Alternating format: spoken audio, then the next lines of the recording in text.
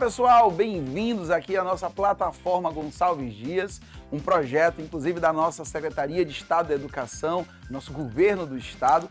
A gente está trazendo para vocês aqui um projeto gigantesco, com muito carinho, com os melhores materiais focados no Enem e no Paz-UEMA. Eu, Saulo Formiga, vou começar aqui a vibe com a geografia e atualidades, sempre focando naquilo que é mais crucial para você mandar muito bem na prova, ok? Mas sem delonga, vamos comigo começar aqui essa análise. Questão 22 do seu material, importante frisar isso. Pegue aí o papel e a caneta e não esquece de baixar o material aqui no link da descrição do vídeo, tá bom? Acompanha sempre assim com ele, porque você consegue fazer as anotações devidas. No momento que o professor for explicando, você já vai circulando, rabiscando, e desta forma você já começa a fazer com que teu cérebro acostume-se a fazer uma leitura dinâmica com a pontuação adequada dos pontos de atenção, beleza? Combinado? Então vamos lá.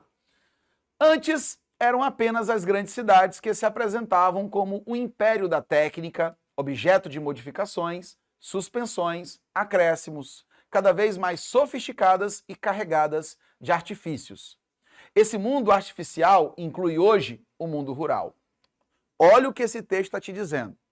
Tudo que havia de mais moderno, antes, você encontrava nas cidades. Porém, hoje, isso mudou. O campo também está associado a essa modernização, a esse desenvolvimento e, inclusive, já carrega consigo a tecnologia de ponta.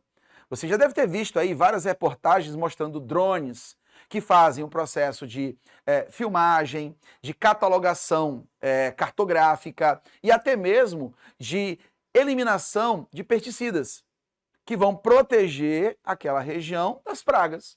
Então hoje eu tenho uma tecnologia de ponta e cara associada em busca de uma grande eficiência do processo produtivo.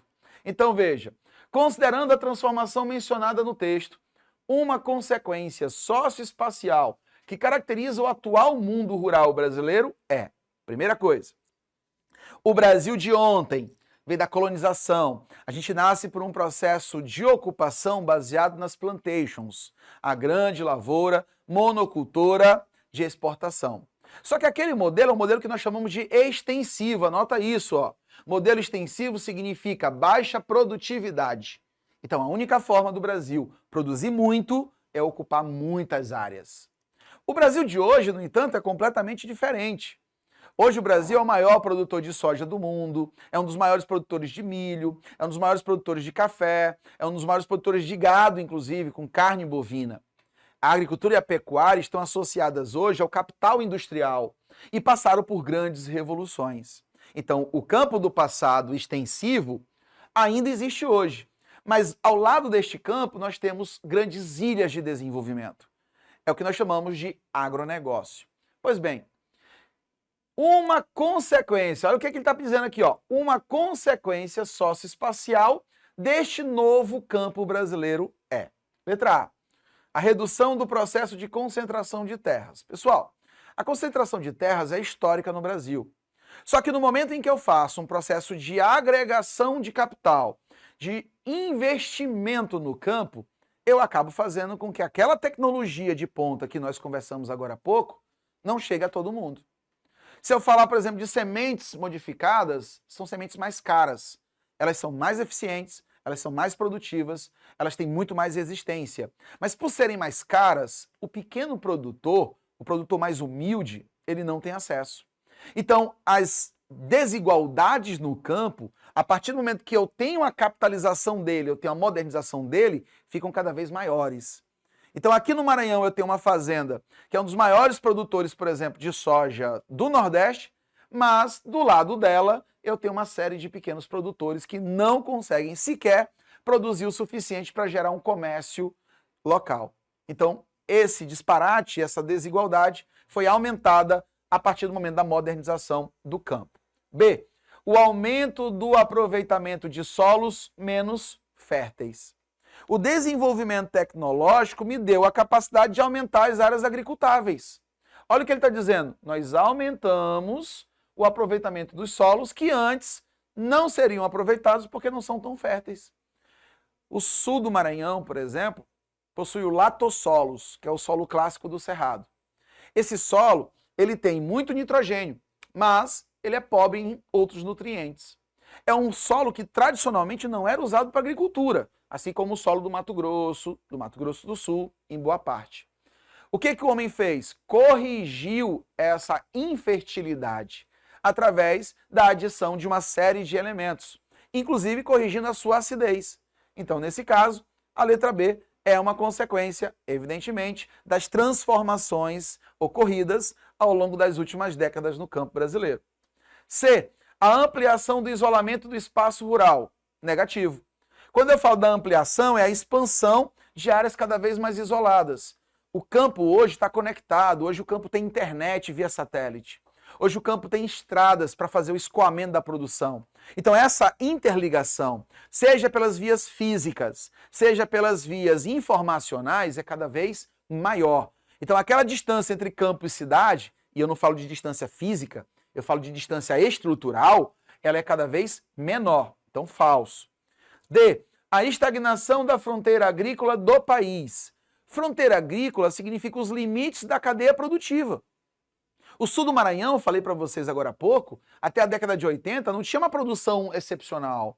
Eu tinha produção apenas subsistência. Hoje, o sul do Maranhão faz parte do Mapitoba, ou Matopiba, como queiram, que é uma zona de expansão da fronteira agrícola, importante marco do agronegócio. Então, eu não posso dizer que há uma estagnação. Pelo contrário, a modernização do campo ampliou a cadeia produtiva, incluindo, claro, a fronteira agrícola do país. E é a diminuição do nível de emprego formal. No momento em que o campo se torna produtivo, eu tenho uma cadeia mais robusta, então automaticamente ela vai buscar mais trabalhadores. Principalmente se você estiver falando do que nós chamamos de complexo agroindustrial. Em vez de plantar só a soja, eu planto a soja e já transformo ela automaticamente em um subproduto, o que atrai mão de obra para o campo e mão de obra formal. É o caso, por exemplo, de várias indústrias alimentícias que nós temos aqui no Brasil. Portanto, a única alternativa correta é a letra B de bola. O aumento do aproveitamento de solos menos férteis graças à tecnologia. Entendido? Percebam que a gente falou do antes e do depois. O Brasil de hoje, mais robusto, mais agroexportador, é também um país mais dinâmico, ok? E isso, evidentemente, está trazendo também algumas repercussões negativas. Entre elas, as tais mudanças climáticas. Tudo bem? Anotou tudo direitinho? Se não deu tempo, dá uma pausa, volta um pouquinho o vídeo e assiste novamente, tá? Sempre anotando, sempre rabiscando, porque isso facilita a tua compreensão. Próxima questão já traz de cara uma grande imagem que eu tenho certeza que vocês já conhecem. Isso aqui roubou a cena no ano passado, sobretudo porque levou o Maranhão ao Jornal Nacional, levou o Maranhão às notícias internacionais. Ao ano passado e um pouquinho antes disso, a gente ouviu falar da vossoroca da cidade de Buriticupu. Você que está aí nos assistindo de Buriticupu, eu deixo aqui um grande abraço para cada um de vocês. A gente também entende muito bem o que vocês estão passando e vários esforços estão sendo colaborados para que a gente possa tentar mitigar. Não dá para resolver mais o problema de Buriticupu, mas algumas ações coordenadas entre município, estado e governo federal vão tentar mitigar ou pelo menos estagnar o seu avanço, porque lá já chegamos num nível estratosférico. O que é uma vossoroca? Vossoroca é um elemento natural, ou melhor, uma construção natural causada pelas chuvas.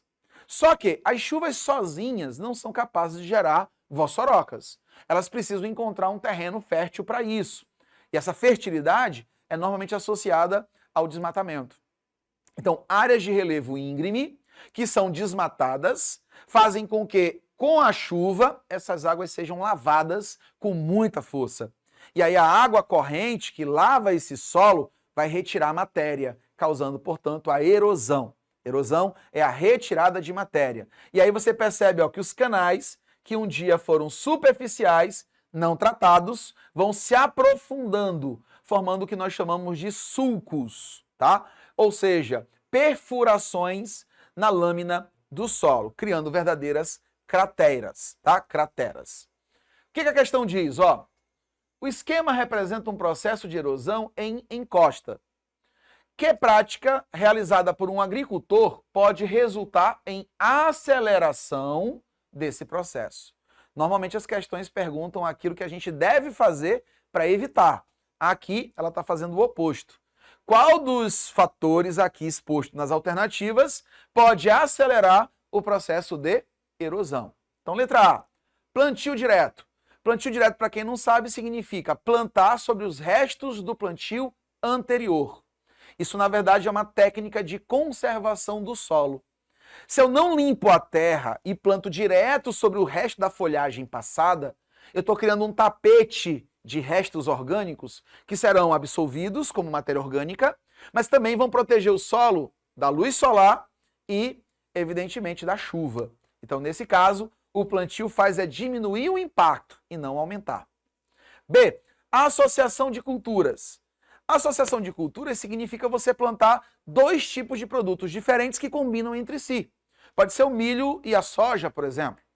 Quando eu faço isso, eu estou fazendo com que o solo mantenha a sua propriedade nutritiva adequada. O milho, por exemplo, é um cereal. Ele impõe, ou melhor, ele repõe o nitrogênio que é perdido durante o plantio da soja. A soja, por ser leguminosa, consome bastante nitrogênio do solo. Então, o que um tira, o outro repõe. O solo mantém-se equilibrado e, com isso, eu tenho uma tendência maior a manter a cobertura vegetal. Tá? Então, nesse caso, o solo não é, portanto, erodido. Implantação de curvas de nível. Curva de nível significa plantar na forma de círculos naquele terreno elevado, mas mantendo uma distância equiparada entre um círculo e o outro. É como se fossem vários anéis ao redor do morro. Desta maneira, quando a água escoar, ela vai bater nas linhas de produção e vai diminuir sua velocidade. Então isso aqui diminui a erosão e não a aumenta. D, aração do solo no topo do vale. Veja, eu tenho um relevo elevado. Se eu fizer a aração nesse topo, significa que eu vou fazer o quê? Cortes. Arar significa abrir covas para você jogar as sementes. Lembra do carro de boi? Lá da Revolução Agrícola ainda, lá do passado.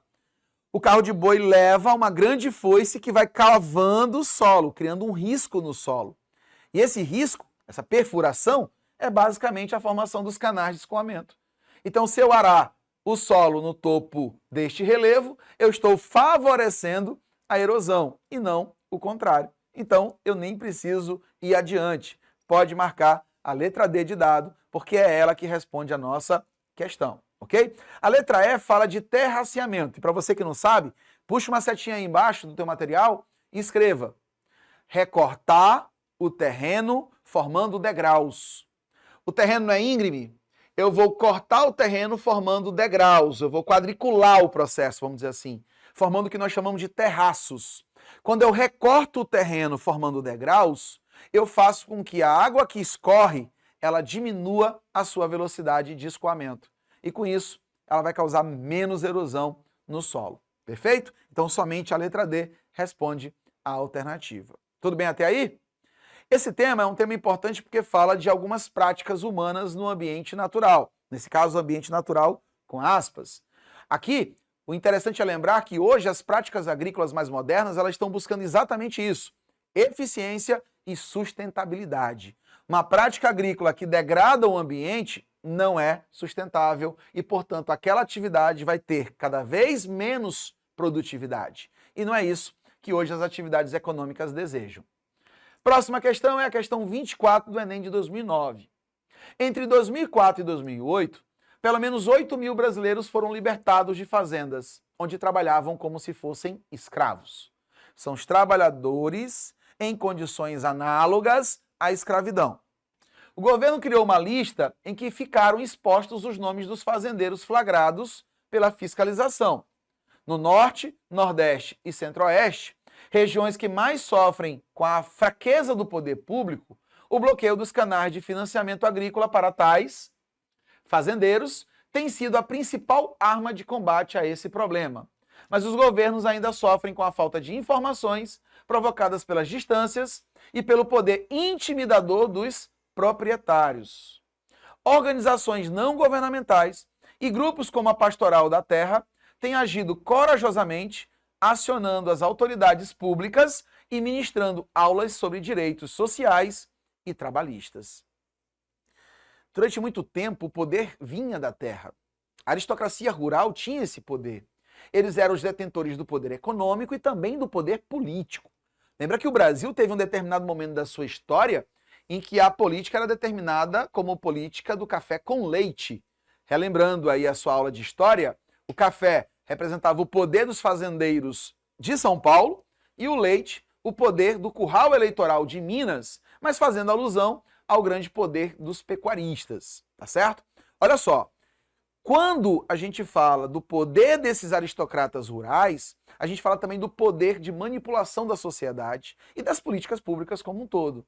Então, hoje, eu ainda tenho esse poder centrado nas mãos dos grandes produtores rurais. Então, a população mais vulnerável, mais humilde, ela acaba sendo também manipulada por pessoas de, evidentemente, má fé. Nesse caso, pessoas que inclusive fazem conluios, que é o que a gente chamaria no corpo jurídico de formação de quadrilha. Então, o fazendeiro manda um capataz a uma fazenda, a uma cidade muito pobre e distante, aproveita-se dessa pobreza iminente e faz propaganda por um trabalho, oferecendo trabalho para essas pessoas que estão ali, muitas vezes, sem um ofício. Essas pessoas são simplesmente manipuladas, enganadas, e aí elas são levadas para a fazenda, que normalmente fica no endereço que eles não conhecem. Há, inclusive, algumas situações já foram conhecidas em que eles, inclusive, chegam a adiantar dinheiro para esse trabalhador rural, para tentar dar um pouco mais de veracidade aos fatos e um pouco mais de confiança. Esse trabalhador deixa o dinheiro com a família e vai trabalhar buscando melhores condições de vida. Quando ele chega na fazenda, ele descobre que nada daquilo de fato era real. Ele mora em condições subhumanas, ele se alimenta em condições não dignas e, por vezes, inclusive, sofre violência física. Eles não recebem pagamentos porque, normalmente, acabam sendo cobrados pelos mantimentos, pelos equipamentos e pela própria viagem. Então, nesse caso, acabam num ciclo de dependência extremamente agressiva. Nos lugares mencionados no texto, o papel dos grupos de defesa dos direitos humanos tem sido fundamental, porque essas pessoas hoje são amparadas por vários movimentos, entre eles o da pastoral familiar, que é vinculado à Igreja Católica. Mas não só isso, tem ONGs, inclusive, a sociedade civil organizada também já trabalha porque detectamos, percebemos que existe um grande número de pessoas nessas condições, as famosas condições análogas à escravidão. Então ele diz, por quê? Letra A, o papel destes grupos é negociar com os fazendeiros os reajustes dos honorários. Falso. Primeiro porque essas pessoas elas não recebem salário. Então não tem o que renegociar.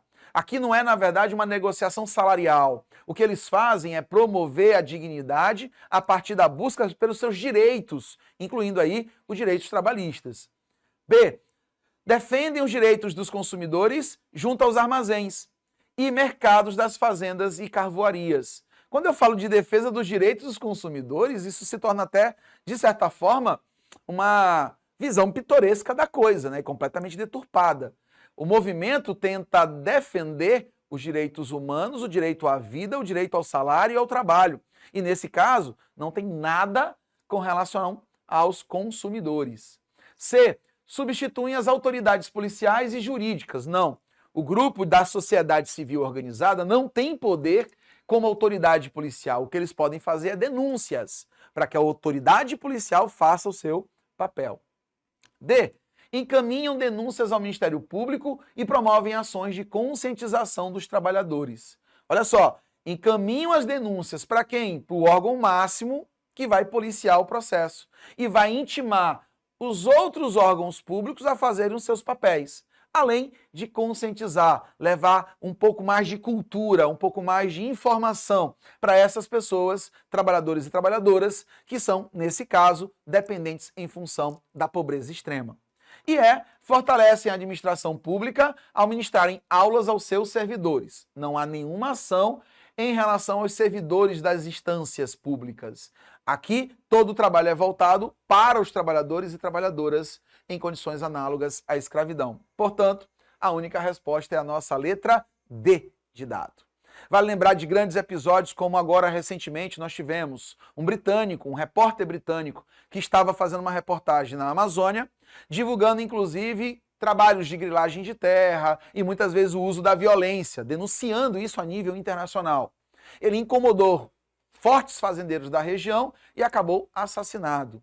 Um pouco mais lá atrás no tempo, a gente vai lembrar da nossa querida irmã Dorothy.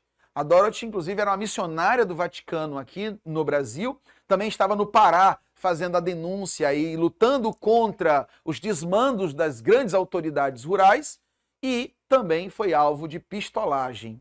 Infelizmente, o campo brasileiro ainda é um dos campos mais violentos do mundo e a gente precisa, evidentemente, de forma enérgica, combater esses mecanismos. Então, um dos meios mais ágeis que o Brasil encontrou para tentar combater esse tipo de prática é a lista dos fazendeiros que estão restritos, ou seja, fazendeiros que foram simplesmente pegos com práticas análogas à escravidão. Eles ficam bloqueados, não podem pegar crédito com bancos públicos e, claro, são, portanto, manchados como ícones sociais, tá? São manchados enquanto ícones sociais. Então, tudo isso para tentar reverter uma das situações mais vexatórias do ponto de vista social que o Brasil ainda apresenta no século XXI.